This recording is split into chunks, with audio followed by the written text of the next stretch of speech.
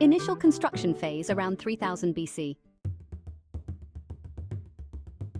Ditch and bank, also known as a henge. The first major construction at Stonehenge involved digging a circular ditch and bank, creating a henge. This was done using primitive tools made from deer antlers and bones. The diameter of the henge is about 110 meters, or 360 feet. Inside the henge, 56 pits, known as the Aubrey holes, were dug, which may have held wooden posts or small standing stones. First stone phase around 2500 BC. Bluestones. The next significant phase saw the arrival of the smaller bluestones, which are believed to have been transported from the Preseli Hills in Wales, around 150 miles away. These stones were arranged in a double circle at the centre of the site. Sarsen stones. Around the same time or shortly thereafter, the larger sarsen stones, which are a type of sandstone, were brought from the Marlborough Downs, about 20 miles away. These stones formed the iconic outer circle and the central horseshoe arrangement of trilithons.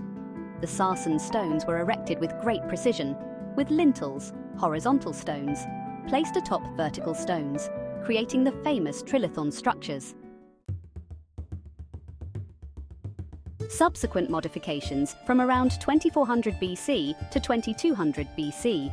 Over the next few centuries, the bluestones were rearranged several times. The exact reasons for these modifications are not entirely clear, but it suggests that Stonehenge was an evolving site with changing purposes or ritual practices. Restoration efforts. Stonehenge experienced several periods of reconstruction and restoration in modern times to preserve its structure and address the damage caused by natural decay and human activity. 1901 restoration. Archaeologist William Gowland supervised the first significant restoration work. This included straightening and re-erecting some of the leaning stones. He used concrete to stabilize the bases of the stones, which had become tilted or fallen over time. 1919 to the 1920s restoration. Extensive excavations and restorations were carried out by Colonel William Hawley.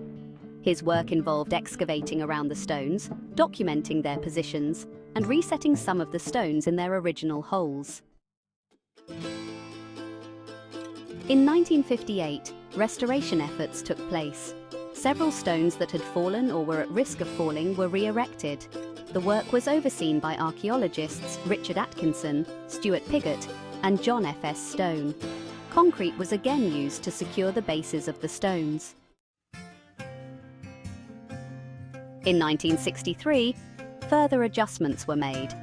Under Richard Atkinson's supervision, more stones were straightened and stabilized.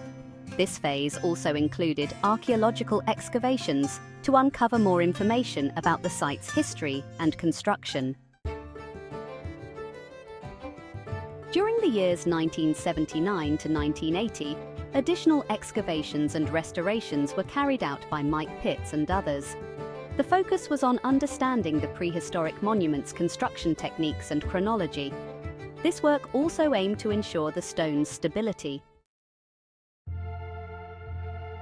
The restoration efforts aimed to preserve Stonehenge's structural integrity and historical significance.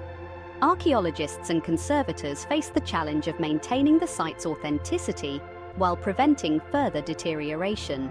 These efforts have ensured that Stonehenge remains a vital link to our prehistoric past and continues to be a subject of fascination and study for future generations.